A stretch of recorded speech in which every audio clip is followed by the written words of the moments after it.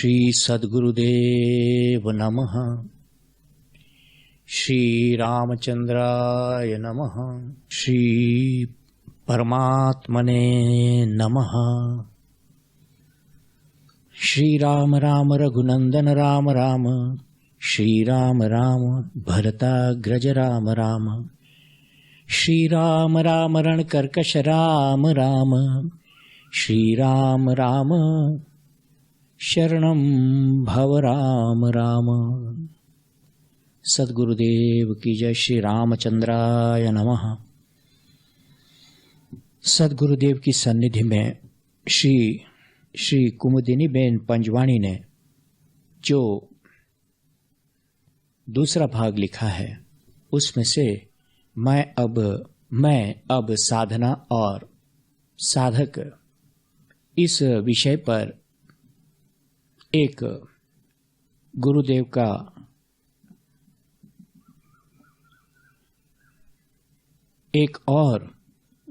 का कहा हुआ संबोधन प्रस्तुत करता हूं। कुमुदबेन को जो किया था, साधक जीवन का तात्पर्य क्या होना चाहिए। यह 21/9/51 को श्री गुरु मंदिर में कहा गया था। यह जो है पुष्ट 63 से चालू होता है। और अब आप सुनिए श्री गुरुदेव ने क्या कहा था। श्री गुरु मंदिर। गुरुदेव कहते हैं, यह निश्चित है कि जो स्वयं निर्बद्ध है वही दूसरे के बंध छुड़ाने में समर्थ हो सकता है। स्वयं तो बंधे हुए हो और दूसरे के बंध छुड़ावे, यह कभी संभव नहीं। बंधे को बंधा मिले, छोड़े कौन उपाय। सेवा कर निर्बंध की, जो पल में दे ही छुड़ाए। जाका गुरु है आंधरा, चेला निपट ही अंध। दोनों को ठेल तय, आए कूप पड़ंथ। मैं मानता हूं कि गुरुदेव की सही गुरुत्व की कसौटी यही है कि जो उनके पास आता है उसको शिष्यत्व ग्रहण करना है।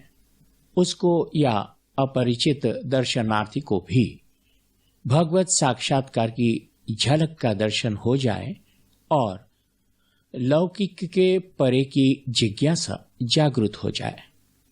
परिणाम में वह भोग तृष्णा आदि से ग्रस्त स्थूल जीवन से किसी न किसी प्रकार से पलटकर सूक्ष्म जीवन के प्रति यानी उन्नत जीवन के प्रति आकर्षित हो जाता है। मानवीय गुण स्वभाव का आह्लाद पाकर उनके प्रति आकर्षण अनायास हो जाता है। तब जिज्ञासा की प्रथम जागृति होती है।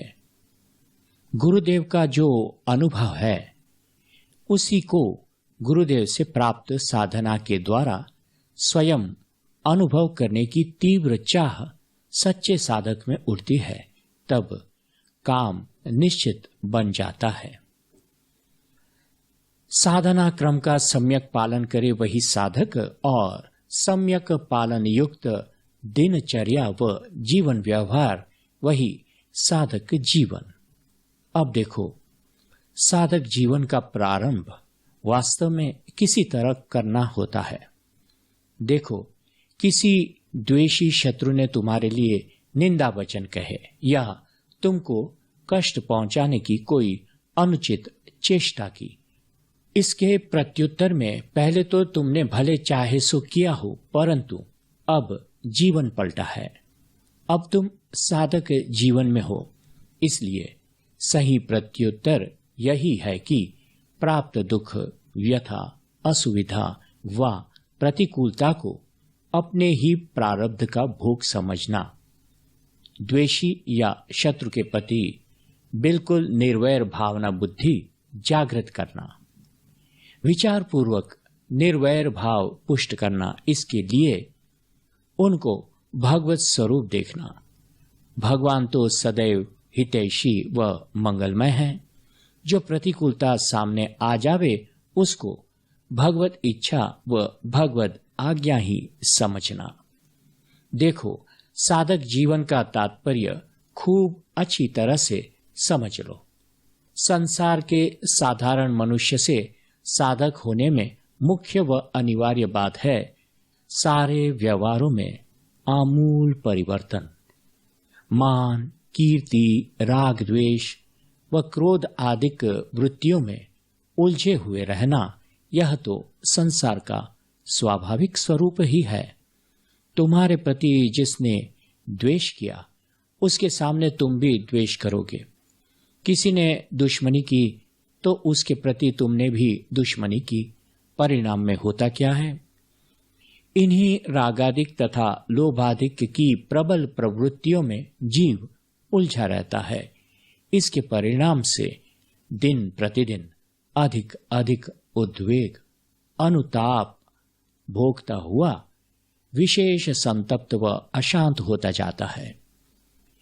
जीव मात्र को अपनी अपनी कामनाओं की पूर्ति में प्रियता रहती है। कामनाओं का जो तांता बना रहता है वह जीव को कभी सुख शांति से रहने नहीं देता है। जो जीव इससे त्राही त्राही हो जाता है वही भगवत शरण की इच्छा करने लगता है और भगवान को पुकारता है। श्रवण सुजसु सुनि आयऊं, प्रभु भंजन भव भीर, त्राहि त्राहि आरती हरन, सरन दुखद रघुवीर। वही मनुष्य साधक जीवन अपनाता है जो इन उद्वेगपूर्ण प्रवृत्तियों में तथा परिस्थितियों में परिवर्तन करना चाहता है। जीवन में उद्वेग संताप मिटाना चाहता है, तब मार्गदर्शक सद्गुरु के शरण में जाता है। मन मारन की औषधि सद्गुरु देत दिखाए, इच्छित परमानंद सो सद्गुरु शरण ही जाए। इसलिए ही सद्गुरु की प्राप्ति जीवन का पुनर्जन्म है। अब जीव साधारण जीव नहीं रहा, परंतु साधक जीव हो गया है। राग, द्वेष, मोह, ममता, लोभ, मत्सर, क्रोध आदि को साधक जीवन के द्वारा निर्मूल करना, यह है साधक का मुख्य अंग। दैवी संपत्ति का अलौकिक वैभव साध्य करे वही साधक है। जो गुरुचरण रेणु सिर धरही, ते जनु सकल विभव वश करही। तात्पर्य की श्री गुरुचरण आश्रित होकर जीव समस्त उद्वेग संतापों के संस्कारों से छूट जाएगा, दैवी संपत्ति का अनमोल वैभव साध्य कर लेगा। यह बात है कि रागादिक संस्कार एकदम सहसा उसी वक्त तो निर्मूल नहीं होंगे, परंतु साधक का लक्ष्य अब यही एकमात्र बन जाता है कि उनको मिटाना है, क्योंकि साधक जीवन माने संस्कारी उन्नत जीवन। कभी मत भूलना कि सत्य ही एक अपरिवर्तनशील है और सत्य ही पुरस्कार प्राप्त कराता है। घर, परिवार, वेश आदि का स्थूल त्याग अनिवार्य नहीं, परंतु भीतरी सफाई नितांत अनिवार्य है। साईं आगे सच है, साईं को सच सुहाय, भावे लंबे केश कर, भावे मुंड मुंडाए। सही मर्म को पकड़ लो तो तुम साधु के भी साधु और शाहन के भी शाह हो। चाह गई चिंता गई, मन में नहीं परवाह, जाके मन में चाह नहीं, वो शाहन का शाह। पहुंचे हुए सद्गुरु की शरण प्राप्त हो जाए, तब फिर सांगोपांग प्रपत्ति में संदेह क्यों? पक्का मानना कि उनकी आज्ञा पालन से कदापि अहित नहीं होगा। यह मत भूलना कि वे सदैव निस्वार्थ स्नेही व निर्लोभ दाता है। सिर दिन है जो पाइए, देत न कीजे कान्ही। सिर साटे जो हरि मिले तो लीजे सस्ता जानी। ऐसी अनन्य निष्ठा एकदम भी हो जाती है अथवा क्रमशः धीरे धीरे भी होती है। वास्तव में संशय, भ्रम आदि की ग्रंथियों को काटने वाले गुरुदेव ही होते हैं। इसलिए गुरुदेव के वचनों में सही मर्म है, उसी का अनुसरण करना साधक के लिए प्रथम अनिवार्य है। गुरु कृपाल जब कृपा कीन्ही, हृदय कंवल विकासा, भागा भ्रम दसो दिश सूजा, परम ज्योति प्रकाशा। श्री गुरुदेव चरणों में दृढ़ विश्वास पूर्वक अपने को मिटा देना चाहिए। बस तब फिर कुछ भी करने का शेष नहीं रहेगा, क्योंकि तब कुछ भी शेष रहेगा ही नहीं।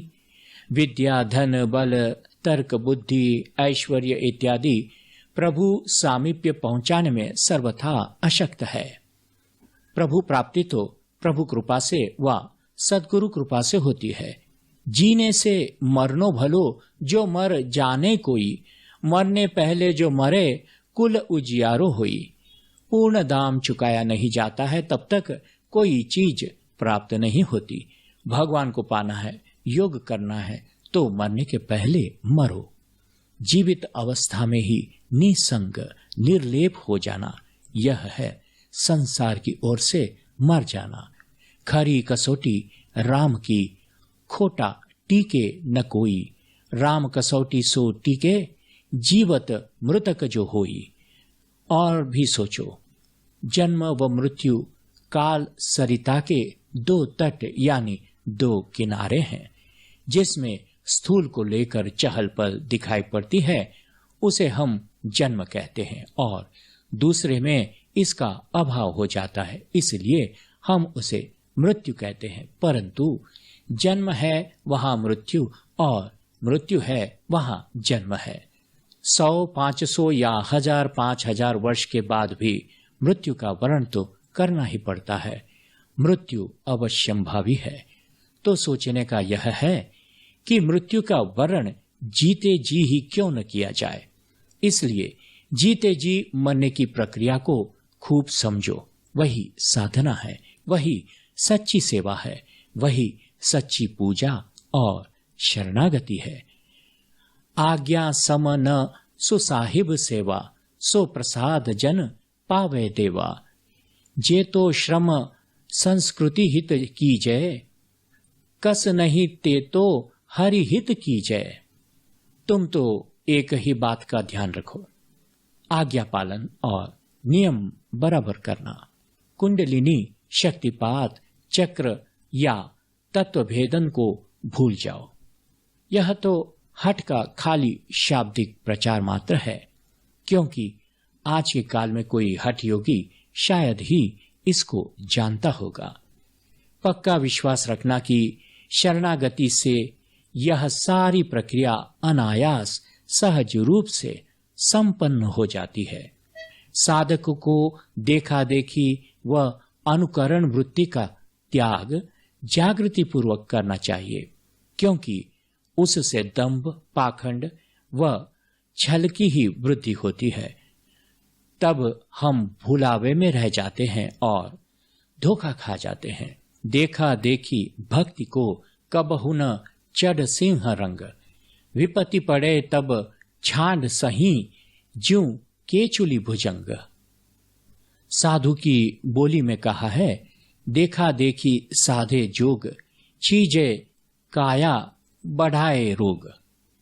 अब आगे गुरुदेव यम नियम के अनुसार से प्रसन्नता कैसे होती है ये बतलाते हैं। कहा गुरुदेव ने, देखो यह सारी बात का तात्पर्य यही है कि प्रारब्ध पलटाने के लिए यम नियम साध्य करना चाहिए। अहिंसा, सत्य, अस्तेय, ब्रह्मचर्य और अपरिग्रह, ये 5 यम है। शौच, संतोष, तप, स्वाध्याय और ईश्वर प्रणिधान, ये 5 नियम है। मैंने अभी इन्हीं यम नियम का आचरण किस प्रकार किया जाना चाहिए यह समझाया है। जो कोई इन यम नियम के अनुष्ठान में अर्थात आचरण में प्रसन्नता पूर्वक, प्रमाद रहित व सावधानी के साथ लगा रहता है वह विवेक प्राप्त करता है, तभी चित्त की प्रसन्नता प्राप्त करता है। भंवर जाल बक जाल है, बूढ़े बहुत अचेत, कहि कबीर ते बाची है, जाके हृदय विवेक।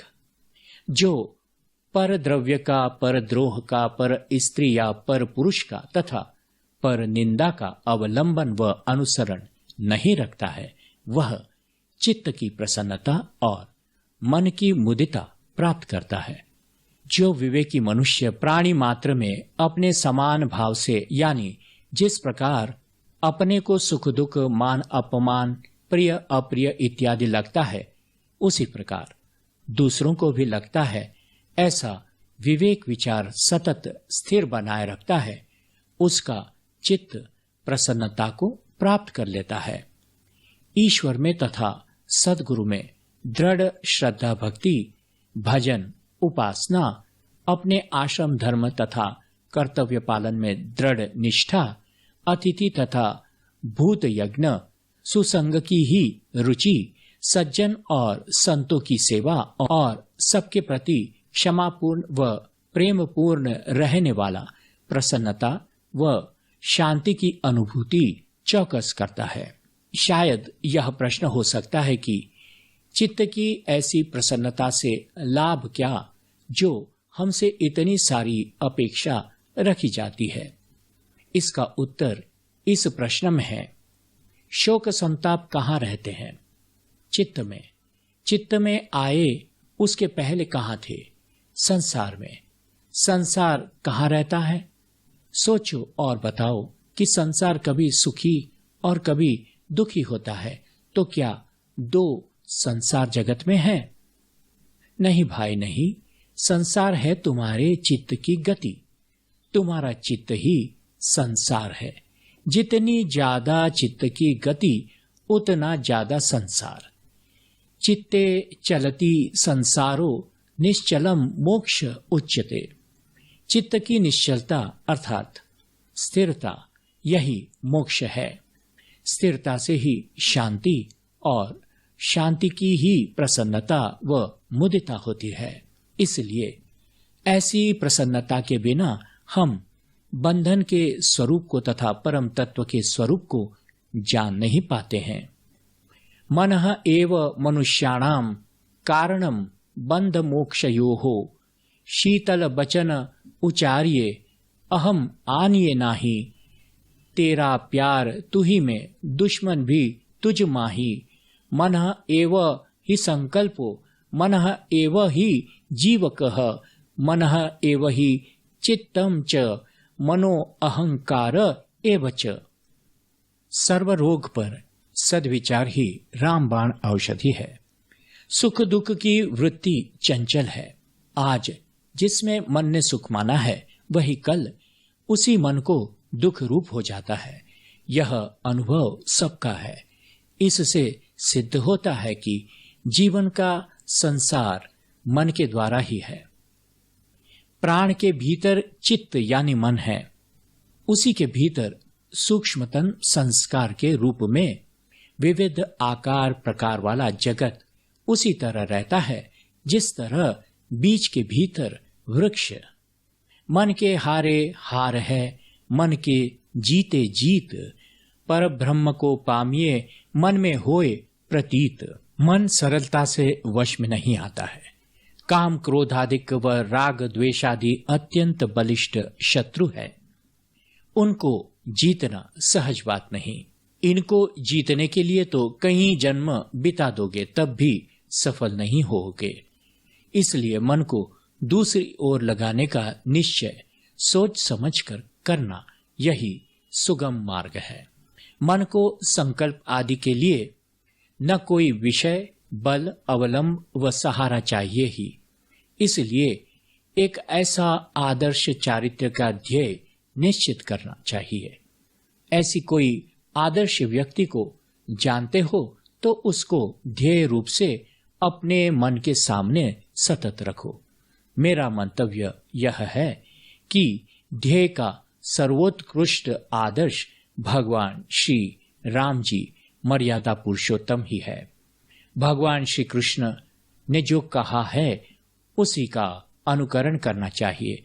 भगवान श्री राम जी ने जो कहा वह किया है, उन दोनों का अनुसरण करने पर भी जीव मात्र का निश्चित कल्याण ही कल्याण है। अगर प्रत्यक्ष में सामने आदर्श हो, उसे मानना हो, तो अपने सद्गुरु या अपने परिचित महान पुरुष का होना चाहिए। ध्येयं सदा परिभवग्नमभीष्टदोहम् तीर्थास्पदं शिव विरञ्चिनुतं शरण्यम् भृत्यार्तिहं प्रणतपाल भवाब्धिपोतं वन्दे महापुरुषते चरणारविन्दम् त्यक्त्वा सुदस्त्यज सुरेप्सित राज्यलक्ष्मी धर्मिष्ठ आर्यवचसा यदगादरण्यम् मायामृगम् दयितेप्सित मन्वधावद् वन्दे महापुरुषते चरणारविन्दम्। सदैव ध्यान करने योग्य, विपत्तियों का नाश करने वाले, सर्वे मनोरथ पूर्ण करने वाले, तीर्थों के आधार स्वरूप शिव और ब्रह्मा जिन्हें वंदन करते हैं, शरणागत वत्सल सेवकों के दुख दूर करने वाले और संसार रूपी समुद्र के नौका समान ऐसे आपके श्री चरणारविंद को हे महापुरुष मैं वंदन करता हूँ, जिसका त्याग करना कठिन है और सर्वदेवगण भी जिसकी इच्छा करते हैं। ऐसी राज्य लक्ष्मी का त्याग करके पिता के वचनों से जो वन को पधारे और पत्नी की इच्छा अनुसार माया मृग के पीछे दौड़े, ऐसे आपके श्री चरण कमलों को मैं हे अत्यंत धार्मिक महापुरुष मैं वंदन करता हूँ। पहले ध्येय के लिए आदर्श चारित्र्य का निश्चय करना ही चाहिए। एक बार निश्चित हो जाने पर हर एक व्यवहार, आचरण, विचार वगैरह करते समय बराबर देखना कि हमारे आदर्श चारित्र के अनुरूप है या नहीं। इस प्रकार जागृत मन से व सच्ची इच्छा से ध्येय स्वरूप का स्मरण रखना, इससे ध्येय स्वरूप की ज्ञान युक्त समझ बनी रहेगी और अपने ध्येय मार्ग से हम कितने दूर है, कहाँ कितनी बार च्युत हो जाते हैं, यह मालूम पड़ने लगेगा। तब व्यवहार शुद्धि, अंतकरण की शुद्धि होती जाएगी। हमारा अंतकरण ध्येय स्वरूप से भरता जाएगा और काम, क्रोध, राग आदि को ठहरने की खाली जगह मिलेगी नहीं। भरी सराय रहीम लखी, पथिक आपू फिरी जाए। धैर्य पूर्वक ध्येय मार्ग का अनुसरण करना। ध्येयहीन और ध्येय युक्त जीवन का अंतर ही क्या, यदि हम जागृति पूर्वक पुरुषार्थ न करें तो परिवर्तन की प्रक्रिया सतत चलती रहे, तभी ध्येय के स्तर पर पहुंचना संभव है। मिलहीन रघुपति बिनु अनुरागा, किए जोग तप ज्ञान विरागा। सब ते सो दुर्लभ सुर राया, राम भगति रत गत मद माया। एक ध्येय में ही परम अनुराग हो तो और सबसे वैराग्य अनायास हो जाता है। तब लड़ाई झगड़ा, राग द्वेष, काम क्रोध या मोह ममत्व आदि से भी वैराग्य हो जाता है। ध्येय स्वरूप के अतिरिक्त कुछ भी मन को प्रिय नहीं रहता है। ध्येय स्वरूप में तो राग द्वेष, झगड़ा, काम क्रोध आदि का है ही नहीं। तब फिर अपने में कैसे हम रख पावेंगे? यदि हम रागादिक को रखते हैं तो हमारा अनन्य अनुराग, अनन्य भाव नहीं है, यह सिद्ध हो जाता है। ध्येय सिद्धि उसी को प्राप्त होती है जो ध्येय में अनन्य चित्त रहता है। अनन्य चेताः सततम यो मां स्मरति नित्यशः, तस्याहं सुलभः पार्थ नित्ययुक्तस्य योगिनः। जो अनन्य चित्त होकर सतत मेरा स्मरण करता हुआ मेरे से अनुसंधान बनाए रखता है, वही नित्य युक्त योगी है और उसी के लिए मैं सुलभ हूं। नित्य युक्त माने सर्वदा जुड़े रहने वाले। तो ध्येय स्वरूप भगवान तो सतत साथ में ही है, तथापि जो काम रागादिक में तत्पर रहता है तो निश्चय होता है कि पंचक भगत कहाई राम के किंकर कंचन कोह काम के। आध्यात्मिक मार्ग का सीधा सरल तात्पर्य यही है कि हम सरल से सरल बने, हम सत्य का ही पालन करें और झूठ, दंभ, पाखंड, राग आदि की तो इसमें गंध तक नहीं हो सकती है। यह बात सतत स्मरण में रखे। हरि सन्मुख सुख पाइए, विमुख भय दुख होई। बचन कर्म मन मोरी गति, भजनु करहि निहकाम। तीन ही के हृदय कमल मोहू, करहूं सदा विश्राम। इसलिए प्रेम भाव अनिवार्य है। न हम किसी से वैर करें, न किसी से आशा रखें और न किसी से भयभीत होवे। और सबसे वैराग्य हो आता है तब हम सबसे निस्पृह हो जाते हैं। निस्पृहता से हम में अभय का उदय हो जाता है और दैवी संपत्ति में प्रथम स्थान अभय का है। अभयम सत्व संशुद्धिर ज्ञान योग व्यवस्थिति ही, दानम दमश्च यज्ञश्च स्वाध्याय स्तप आर्जवम। हरि ओम तत्सत, हरि ओम तत्सत, हरि ओम तत्सत। ये आज के लिए अगले एपिसोड में यानी कि अगले प्रवचन में आप दैवी संपत्ति में सर्वप्रथम अभय है इस बात पर सुनेंगे। इसके बाद और भी कई साधन और साधना और अभ्यास के बारे में जो गुरुदेव ने कहा है वे रिकॉर्डिंग भी आप सुनेंगे। जय श्री राम, जय सद्गुरुदेव, जय भगवान।